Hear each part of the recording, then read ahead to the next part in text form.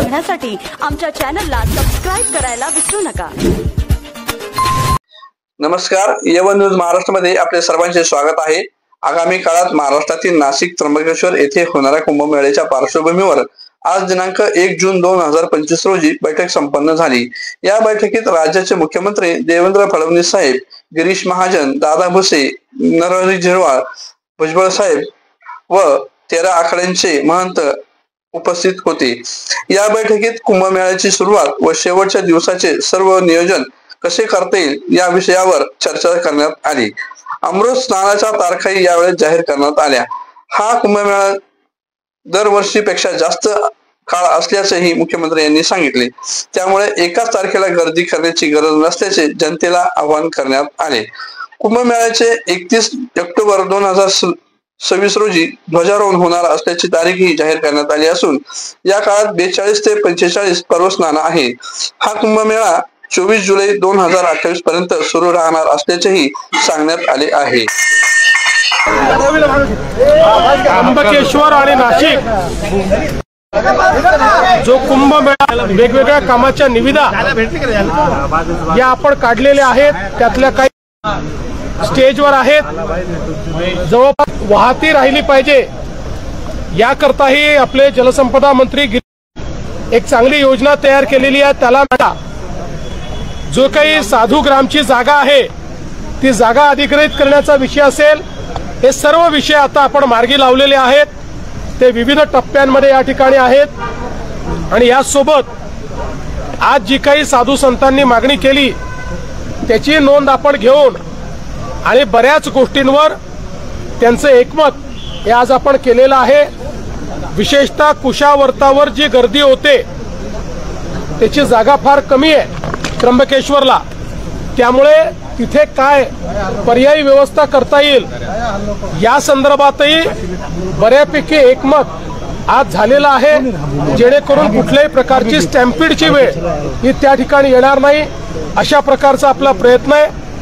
आणि यासोबत आज अमृत स्नानाची जी सर्व पर्व आहेत त्याच्या तारखा देखील सर्व साधू संतांनी आणि पुरोहित संघाने मिळून घोषित केलेले आहेत। आपल्याला ते आता सेपरेटली आम्ही उपलब्ध करून देऊ।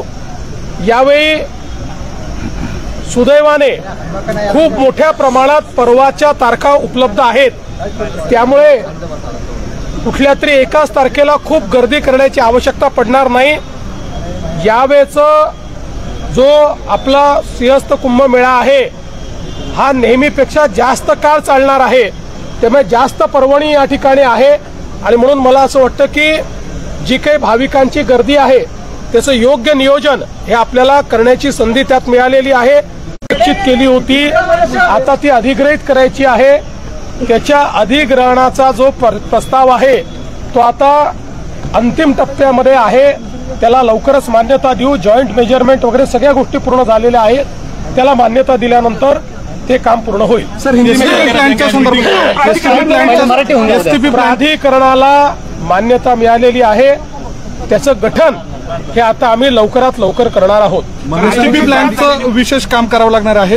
एसटीपीच्या संदर्भात टेंडर्स पूर्ण झालेले आहेत, अंतिम मान्यतेला ते देखील शासनाकडे आलेले आहेत, त्याला लवकर मान्यता दिली जाईल। मुख्य मागणी काय होती आणि त्याचं काय निरसन केलं? सगळ्या ज्या काही मागण्या त्यांनी केल्या, काय काय व्यवस्था असल्या पाहिजेत त्या सगळ्या व्यवस्थांच्या संदर्भात आम्ही चर्चा केली आणि त्या मागण्या आम्ही मान्य करू। आज प्रयागराज और नासिक कुंभ मेले के संबंध में जो 13 प्रमुख माफ कीजिएगा त्र्यंबकेश्वर और नासिक के कुंभ मेले के संदर्भ में एक बैठक का आयोजन किया गया था, जिस बैठक में यहाँ के जो प्रमुख 13 अखाड़े हैं वो भी मौजूद थे। सभी महंत, साधु संत, पुरोहित संघ सभी लोग मौजूद थे। आयोजन पर एक प्रदीर्घ चर्चा हमने की। आज स्नान की कई प्रमुख तिथियां और पुण्य पर्व लोगों को उपलब्ध होंगे, इसलिए भीड़ जो हमारे भाविकों की होती है उसको नियंत्रित करने के लिए हम लोगों को मौका भी मिलेगा। जो साधु संतों ने एसटीपी के माध्यम से उसमें साफ पानी जाए, गंदा पानी न जाए, इसका भी नियोजन किया है। इसमें जो अतिरिक्त पानी लाना है उसका भी नियोजन हम लोगों ने किया है। अखाड़ों में भी बड़े पैमाने पर साधु जो हमने काम है उसकी शुरुआत करने के लिए टेंडर्स भी हम लोगों ने बुलाए हुए हैं और 2000 करोड़ के काम ये पाइपलाइन में है। कुल मिलाकर एक बहुत ही भव्य, बहुत ही दिव्य इस प्रकार का मेला यहाँ पर संपन्न हो, इस प्रकार का नियोजन किया गया है। मला असं वाटतं की पहिल्यांदा तर शाही स्नान बंद झालेलं आहे, आता फक्त अमृत स्नान होतं, आता शाही स्नान होत नाही आणि हे अमृत स्नान अत्यंत महत्वाचं आहे। पालकमंत्र्याचा आणि त्याचा काय संबंध येतो? अमृत स्नान हे लाखो वर्षापासून चाललेलं आहे। पालकमंत्री जातात, येतात, राहतात, काही अडलंय का? त्यामुळे काही काळजी करू नका।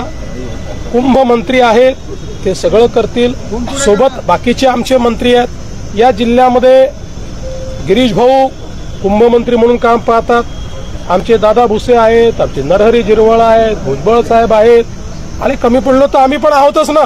त्यामुळे तुम्ही त्याची काळजी करू नका, याच्यामध्ये कुठलेही राजकारण आणू नका। आपला हा धार्मिक आणि सांस्कृतिक अशा प्रकारचं हे पर्व आहे।